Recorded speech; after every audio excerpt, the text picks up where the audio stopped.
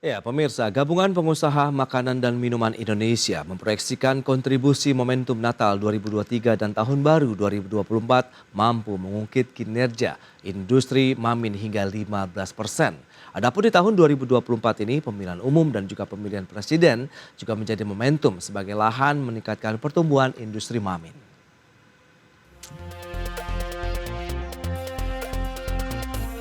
Gabungan Pengusaha Makanan dan Minuman atau GAPMI memproyeksikan kontribusi momentum Natal 2023 dan Tahun Baru 2024 mampu mengungkit kinerja industri mamin hingga 15%. Ketua Umum GAPMI Adi S. Lukman mengatakan momentum Nataru memberikan kontribusi kenaikan produksi secara bulanan.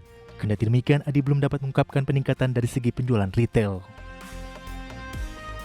Adapun di tahun 2024, pemilihan umum dan pemilihan presiden juga menjadi momentum sebagai lahan meningkatnya pertumbuhan industri yang diharapkan bisa mencapai 6% hingga akhir tahun 2023. Adapun hingga triwulan 1 2023, industri ini tercatat mampu tumbuh mencapai 5,3%, naik dibandingkan tahun 2022 yang hanya sebesar 4,9%. Selain karena maraknya kampanye, beralihnya status pandemi COVID-19 ke endemi, ditambahnya pertumbuhan ekonomi yang cukup stabil di atas 5%, juga menjadi pendorong tumbuhnya industri ini. Dari Jakarta, Tim Liputan, IDX Channel. Baik pemirsa, untuk membahas tema menarik kita hari ini, meneropong kinerja industri mamin di tahun 2024, kita sudah tersambung melalui Zoom bersama dengan Bapak Adi S. Lukman. Beliau adalah Ketua Umum Gabungan Pengusaha Makanan dan Minuman Seluruh Indonesia atau GAPMI. Selamat pagi Pak Adi. Selamat pagi Mas Pras. Salam sehat Pak. Kabar, selamat tahun baru ya. Siap, selamat tahun baru. Sehat, sukses di tahun baru ini. Baik, terima kasih Pak atas waktu yang disempatkan juga. Ini menarik kalau kita cermati industri makanan dan minuman begitu yang memproyeksikan kontribusi dari momentum Nataru, Natal tahun 2023 dan Tahun Baru 2024 ini bisa mengungkit kinerja industri mamin hingga 15%. Nah ini bisa dijelaskan lebih jauh apakah sudah terwujud begitu Pak Adi, silakan. Oke, baik, memang belum laporan resmi belum keluar ya, tapi saya melihat di lapangan terutama pariwisata sangat bagus sekali kelihatannya ya tahun ini. Hotel-hotel cukup banyak, kegiatan cukup banyak, dan saya dapat informasi dari beberapa anggota memang permintaan di akhir Desember ini cukup baik ya, lebih baik dibanding bulan-bulan sebelumnya. Dan secara umum memang Nataru itu biasanya memberikan kontribusi kenaikan sekitar 10-15% dari rata-rata bulanan. Saya optimis dari berbagai kondisi di lapangan, kelihatannya harusnya ini bisa tercapai ya, kenaikan kontribusi sekitar 10-15% ini dari bulanan. Apalagi beberapa retail juga sudah mempersiapkan untuk puasa dan lebaran, dan mereka mulai melakukan order saat ini di bulan Desember kemarin, dan juga beberapa persiapan-persiapan lainnya. Dan termasuk juga tentunya beberapa kegiatan kampanye presiden, caleg dan lain sebagainya, itu juga tentunya dalam kegiatan-kegiatan itu membutuhkan makanan dan minuman olahan yang mereka secara praktis untuk konsumsi pada saat kegiatan-kegiatan. Saya kira ini juga salah satu yang mendorong peningkatan di Desember ini. Baik, menarik, ada beberapa hal besar atau peristiwa juga yang dilakukan di tahun 2024 ini bisa menjadi pendorong ya untuk industri mamin begitu. Tapi menarik nih, data dari Badan Pusat Statistik Pak Adi, ini pertumbuhan industri mamin mencapai 3,28% pada triwulan ketiga di tahun 2023 lalu. Lebih rendah dibandingkan dengan kuartal kedua sebesar 4,62%. Nah ini bagaimana tanggapan dari Pak Adi? Ya, jadi memang Q3 itu lebih rendah dari Q2 ya, dan lebih rendah dari tahun lalu. Tahun lalu kita masih tumbuh 4,9%. Kami merasakan memang pada awal tahun itu cukup baik ya, tapi ternyata semester 2, kemudian semester 3 berlanjut, itu daya beli masyarakat khususnya untuk produk pangan sekunder itu agak sedikit melemah. Ini saya amati dan juga dari beberapa informasi yang kami kumpulkan, ternyata memang konsumen kita sekarang semakin daya belinya tidak meningkat, tapi beban biaya hidup makin berat, khususnya pangan pokok ya. Sehingga mereka shifting atau mengurangi pengeluaran untuk produk pangan sekunder, dan mereka lebih mementingkan pangan pokok. Di samping itu juga kebutuhan untuk transportasi, untuk biaya-biaya lainnya yang meningkat, ini juga menyebabkan daya beli untuk pangan sekunder ini menurun. Nah, inilah yang kita prihatinkan karena memang pangan pokok banyak yang naik ya harganya, mulai dari beras, telur, daging dan lain minyak goreng semuanya, gula termasuk meningkat. Oke. Sehingga konsumen kita lebih selektif dan lebih hati-hati dalam berbelanja. Ini yang kita rasakan sehingga pertumbuhan di Q3 lebih rendah dibanding tahun lalu. Tapi kalau kita lihat dari sisi kontribusi PDB, industri pangan kontribusinya tetap meningkat dibanding tahun lalu ya. Tahun lalu itu kontribusi kita terhadap PDB 6,32, tahun ini 6,59. Jadi ada peningkatan. Baik Pak Adi, berarti Anda lebih optimis dong menatap tahun 2024 akhir dalam artian di kuartal 4 begitu kinerjanya akan lebih baik lagi karena ditopang dengan momen Nataru tadi yang Anda katakan 10 sampai dengan 15% potensinya. Ya, saya berharap bisa ditutup di antara 4 sampai 5% ya. Meskipun sebelumnya awal tahun saya sangat optimis sekali bisa ditutup di atas 5%. Tapi ternyata kondisi tidak memungkinkan ya, kondisi global. Ekonomi, kemudian geopolitik, itu sangat berpengaruh besar terhadap kinerja kita, termasuk climate change ya, menyebabkan biaya-biaya harga-harga naik. Dan saya optimis mungkin di atas antara 4 sampai 5% bisa ditutup di tahun 2023 ini. Itu dia, full year 2023 kinerja industri makanan dan minuman. Lantas bagaimana proyeksi Anda, teropongan Anda begitu kalau kita lihat di tahun 2024 dengan tadi ada momentum pemilu di sana, kemudian juga ada Ramadan begitu ya Pak Adi? Ya, baik. Jadi kalau kita lihat tahun 2024 ini Ramadan sudah dekat ya, tadi saya sudah sampaikan kita sudah berkoordinasi dengan para retailer dan sudah kita mulai distribusi ke pelosok-pelosok mulai Desember kemarin. Jadi ini saya kalau lihat dari order retail cukup optimis tahun 2024 harusnya lebih bagus dari 2023. Di samping itu juga full year tahun 2024 ini tahun pemilu ya. Kita mulai dari Februari, kemudian kalau putaran kedua di Juni, kemudian baru September ada pilkada serentak, ya, kemudian pelantikan presiden dan wakil presiden, dan pilkada pun akan difinalkan atau pelantikan gubernur, wakil gubernur dan kepala daerah, bupati, wali kota itu di Januari. Artinya full year tahun 2024 itu tahun-tahun politik. Dan kita berharap mudah-mudahan kondisi kondusif sehingga kegiatan kampanye, kegiatan politik ini tentu membutuhkan makanan dan minuman yang ini bisa menjadi pemicu atau pendorong untuk konsumsi pangan-pangan sekunder termasuk untuk minuman, snack-snack dan lain sebagainya. Kita berharap demikian dan mudah-mudahan ini bisa kita jaga kondusivitas nasional tahun politik di 2024 ini. Bisa di atas 5% Pak Adi kalau Anda optimis? Saya sangat berharap di atas 5% itu. Karena kita harus segera kembali, segera pulih. Karena normal kita kan harusnya di atas 7 sampai 10% ya. Kalau industri makanan ini. Tapi sejak pandemi kemarin agak sulit naik ya. Tapi mudah-mudahan tetap berharap tahun 2024 inilah momentum kita untuk naik. Kita berharap juga pemerintah tidak membuat aturan-aturan yang akan menghambat pertumbuhan industri makanan dan minuman. Lantas strategi apa yang sudah disiapkan dari teman-teman industri makanan dan minuman begitu untuk supaya momentumnya tidak hilang begitu, bisa dimanfaatkan dengan optimal? Ya, kita di dalam negeri tentunya kita industri melakukan efisiensi dan produktivitas ya. Salah satunya kita juga terutama industri menengah besar ini sedang berupaya bagaimana menurunkan biaya produksi. Dengan otomatisasi, dengan penerapan industri 4.0, mau tidak mau kita harus melakukan itu agar efisiensi dan produktivitas kita meningkat. Di pasar global kita sekarang berupaya untuk menembus pasar-pasar emerging market yang baru ya, termasuk di Afrika, di India, di Timur Tengah. Ini emerging market yang cukup potensial dan ternyata ini juga bisa mendorong peningkatan ekspor kita. Meskipun tantangan di tradisional market kita seperti Amerika, Jepang, China ini cukup challenging gitu ya, karena kondisi-kondisinya.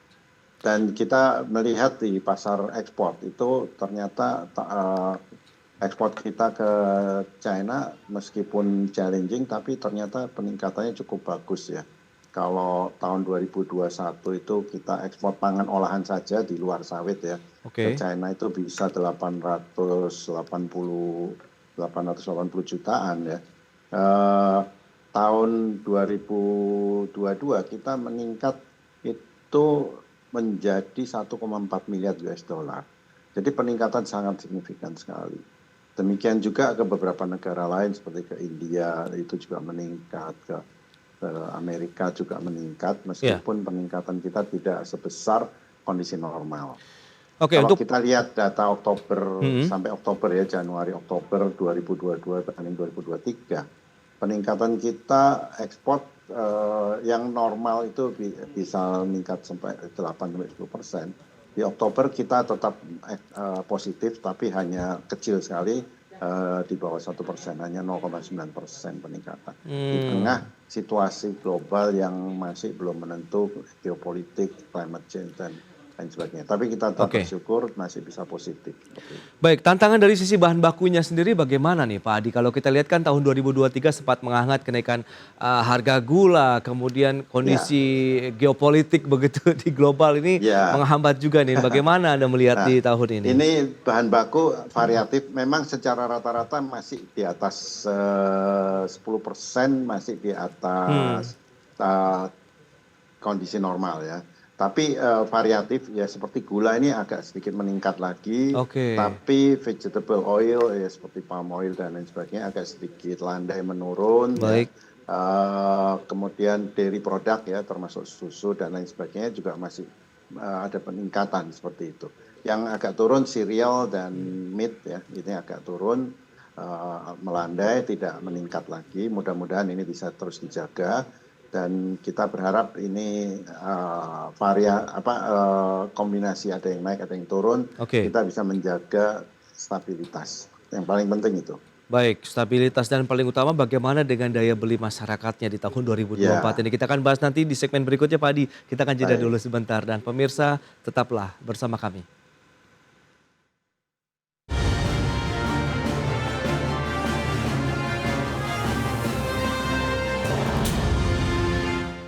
Ya, Anda masih menyaksikan Market Review. Pemirsa, berikut ini kembali kami sampaikan sejumlah data untuk Anda terkait dengan kinerja dari industri makanan dan minuman. Kita akan cermati pergerakannya di sepanjang tahun 2023, meskipun tadi sudah kita ulas sedikit bersama dengan Bapak Adi Esluman, Ketua Umum GAPMI.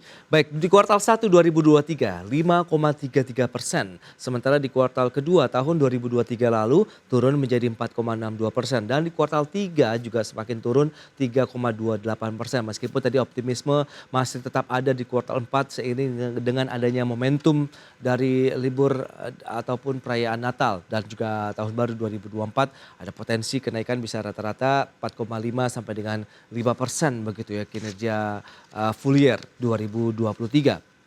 Berikutnya untuk industri mami nasional, kita lihat beberapa poin di mana kontributor terbesar di sektor industri manufaktur Indonesia sebesar 6,59%. Kemudian ekspor makanan olahan dan semi olahan naik 8% secara tahunan di sepanjang semester 1 tahun 2023. Ekspansi ke pasar negara berkembang seperti Timur Tengah dan Afrika Utara, kemudian GAPMI menargetkan industri mamin tumbuh positif antara 5 sampai dengan 7% pada akhir 2023. Baik, kita akan lanjutkan kembali perbincangan bersama dengan Bapak Adi Esluman, Ketua Umum GAPMI. Baik, Pak Adi, kita akan lanjutkan kembali. Kalau dilihat dari data tadi memang nampaknya masih ada semangat di akhir tahun 2023 seperti yang Anda sampaikan, meskipun tadi cukup tricky ya di tahun 2023.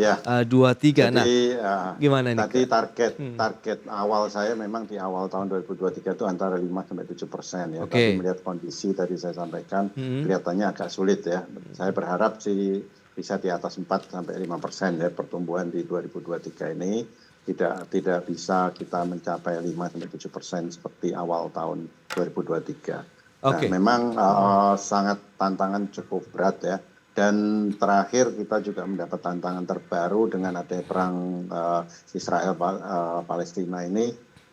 Beberapa biaya kapal agak sedikit meningkat lagi di Oke. beberapa wilayah ya seperti ini karena ada hambatan di beberapa terusan yang menjadi hambatan selama perang terjadi. Nah ini juga Yes. menjadi tantangan terbesar kita. Di samping itu juga climate change ini masih belum menentu ya. Beberapa komoditi sangat terpengaruh. Saya lihat seperti misalnya gula ini juga mungkin tahun depan akan bisa naik lagi.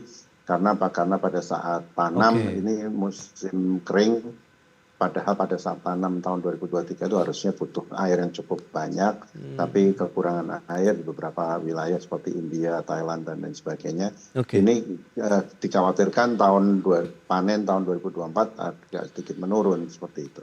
Wow, dengan beberapa poin yang sudah Anda sampaikan begitu terkait dengan berarti kebutuhan bahan baku di sana, apakah Ya. akan berdampak terkait dengan produktivitas dari industri Mamin di tahun 2024 dan harga jualnya di masyarakat ini, Pak? Ya, harga jual memang menjadi satu konsiderasi kita yang sangat harus hati-hati. Saya bervariasi, ada perusahaan yang ingin menaikkan harga di awal tahun 2024 ini, ada perusahaan yang ingin tetap bertahan karena Oke. melihat situasi. Jadi saya agak sulit menyampaikan apakah akan naik atau tidak, tapi kalaupun naik, saya perkirakan tidak akan besar, mungkin sekitar 3%-an dari rata-rata ya harga jualnya. Tidak bisa sebesar kenaikan bahan baku dan biaya-biaya. Nah, oleh sebab itu tahun 2024 meskipun kita optimis tumbuh lebih tinggi, tapi tantangannya tetap di bottom line kita, di profit kita agak menjadi tantangan yang luar biasa ya, Iya. karena belum bisa normal seperti tahun-tahun sebelumnya, sebelum pandemi. Oke. Seperti itu. Nah, Ini daya yang beli kita harus masyarakat waspadai. sendirinya bagaimana menurut Gapmi Ya, sendiri di tahun 2024? Apakah akan nah, lebih mengalami ya, peningkatan begitu dengan ya, adanya pemilu dan lain-lain? ya. Saya berharap itu uang politik beredar ikut membantu daya beli ya di masyarakat. Di samping pemerintah kan sekarang sedang gencar memberikan BLT El Nino ya. Ini Oke. juga menjadi salah satu, kita harapkan bisa menjadi salah satu pendorong konsumsi rumah tangga untuk makanan dan minuman. Karena makanan minuman tetap menjadi prioritas konsumsi dari rumah tangga kita. Nah, ini kita harapkan demikian. Dan mudah-mudahan pemerintah akan mengeluarkan aturan-aturan baru lagi sehingga bisa mendorong konsumsi lebih tinggi lagi.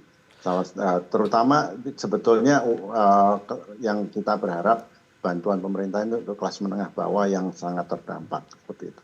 Kalau Baik. menengah atas ini punya daya beli yang cukup kuat, namun demikian menengah atas ini sangat selektif sekali dalam belanja.